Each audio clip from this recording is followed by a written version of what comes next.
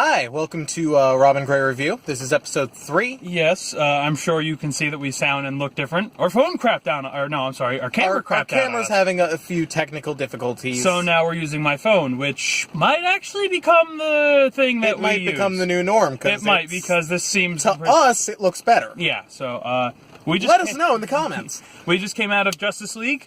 Yep.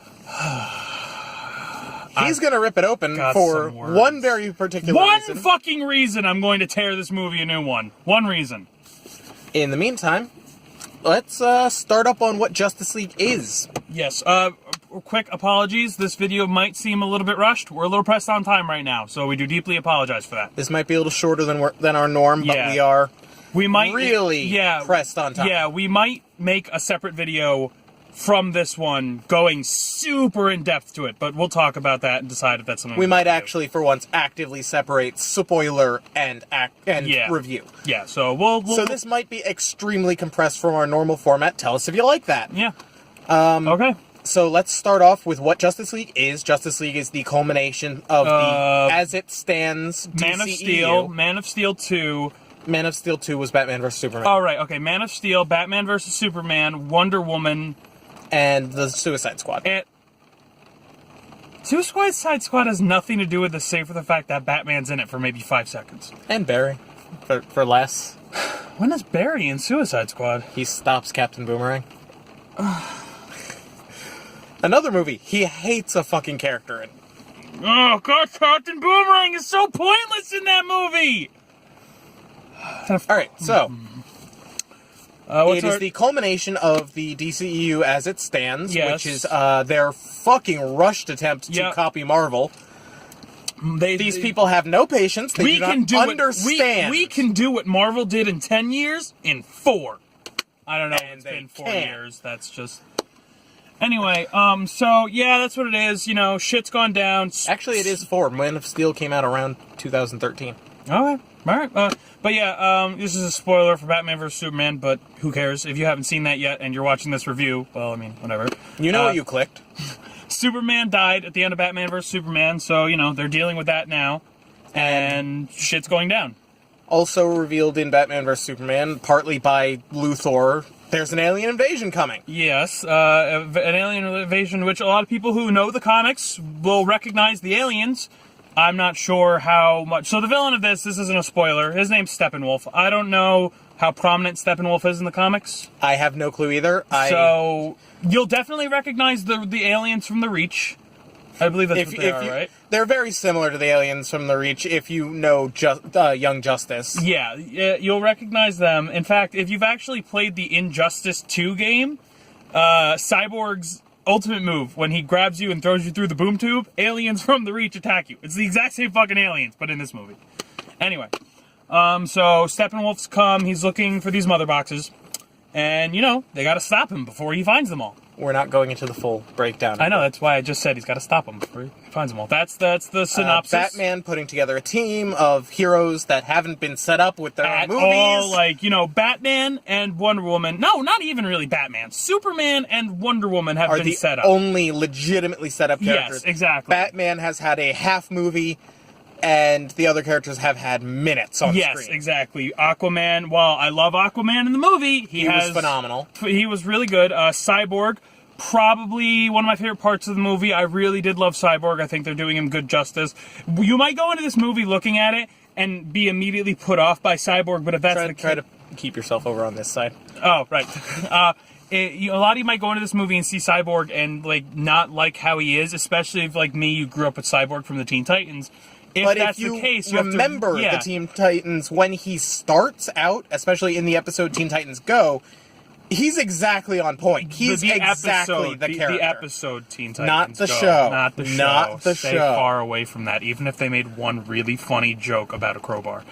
When Robin 2's urn is next to the crowbar.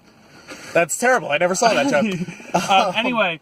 So, if you go into this and you see Cyborg and you're like, that's not the Cyborg I know, you have to realize this is Cyborg right after the accident. But yeah, Cyborg was good. Aquaman was good, though. Aquaman's got some of the worst pacing in the movie. He really does. He's barely shown off. The scenes where he is shown off, it's just kind of... It's extremely quick. He barely has any screen time until, like, the final culmination of the movie. And that's a bit of an issue. But he is an awesome character. I think he was really good. Wonder Woman is Wonder Woman. You saw her in Wonder Woman. She was good. Ben Affleck is a very good Batman, in my opinion. Yeah, I agree, but I liked him more in Batman vs. Superman than I did in this. He has a bit of a martyr complex in this one. He really does. He's not the Batman most people would really be familiar with. One of my biggest issues is that he is so okay with telling these people that he's Bruce Wayne. And again, that's not a spoiler. You see that in the trailers.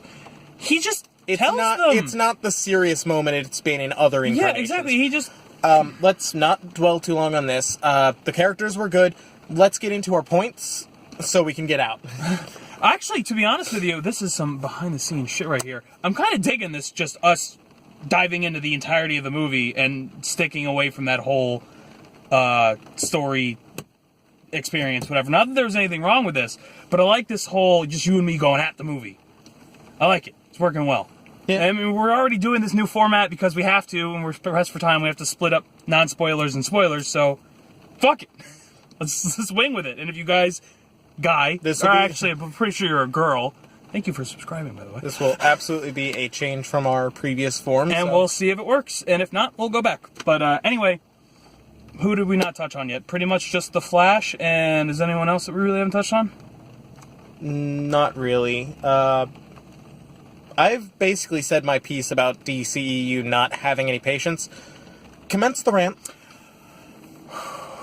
Now, before I go on this, I would like everyone to know The Flash is my favorite superhero of all time. I love The Flash so much.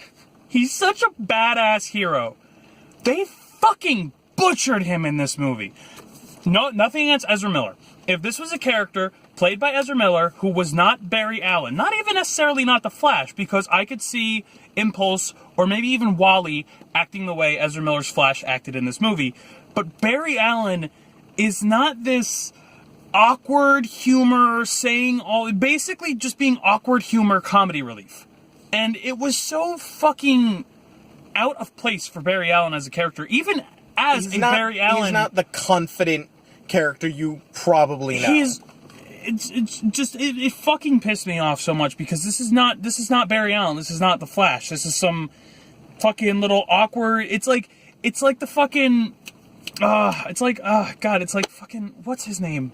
It's like the actor Napoleon Dynamite, not Napoleon Dynamite, because that movie's fucking atrocious. I don't know that and guy's that name. is awkward humor to the max. But the actor of Napoleon Dynamite, it's like he went and did this role with the kind of awkward humor that he does, and it's just. I couldn't believe it, and it pissed me off so much because he was the one reason I was so excited about this movie is because I love The Flash. And they butchered him in this movie. He's garbage. Utter garbage. Human garbage. They're also jumping the shark with him as well with the Flash movie being fucking Flashpoint. Yeah, the very next movie is Flashpoint. For those people unaware, Flashpoint is what caused fucking DC to go into the New 52, which is the entire fucking reboot. They're starting the Flashpoint They have off. no patience. None whatsoever. At all. They just want to have Marvel money and Marvel fame without the patience that Marvel had. Exactly. Okay, so it's pretty much non-spoilerized. It's everything except for one. You're going to know what I'm talking about here. It shouldn't be a spoiler, right? Because everyone knows it was going to happen. I was honestly going to say we should tear into this. Okay. The fact that... Spoiler. It's not a spoiler. You all knew it. Superman's alive! Yes, and... But it was not what we were expecting. We were kind of expecting it to be bullshit. Deus Ex Machina, oh god, we're all about to lose. What? Superman's back? Save us! Oh shit, he rose from the dead just in time. Yeah. No. They rose him. Yeah. They actually logically took things that were happening to bring back Superman as their winning Yeah, and they move, and it works! Yes. It makes sense! It all makes sense in the movie, and honestly, the movie was really dragging along, and it took a long time to establish characters, because, oh my, they didn't have their own fucking movies first! Exactly. So it's a huge issue. The movie's just dragging along, it's fucking choppy, it's horribly paced, their pacing has got two settings in this movie. Extremely fast, zipping past scenes, or unbearably slow for scenes that just do not need to go on. This is I didn't really have the dragging issue. I had one moment where I was like, this scene could have been cut. Yes, and I agree with him on that. But yeah, so the whole thing with Superman was actually when the movie picked up and became good. Now, that's sad because Superman is pretty much the last third of the movie. Yeah. Which means the first 2/3 of this movie are kind of garbage. They're subpar. At approximately the midpoint, we get this moment of, oh, this is them planning to bring back Superman. And that's the point where it starts to really pick up, and you start to see the fight against the main villain happen. Yeah. Everything before that is, let's set up the villain, let's set up the characters, let's set up the MacGuffin, let's go. If you can even call it a setup. A lot of things got really rushed to make the room for the movie, and then a lot of things, I admit, did slow down to allow them the time to make these characters matter the way they should. And I don't know. Overall, we got to wrap this up. Unfortunately, like I said, we're pressed for time. We will fucking tear into this movie when we do our spoiler discussion, don't worry. But to wrap up, the movie's worth seeing, I would say. It's worth a look. If you want to see it in theaters. If you have hope for the DCEU, this might kindle it. If you don't have hope for the DCEU, give it a last dying chance. Yeah.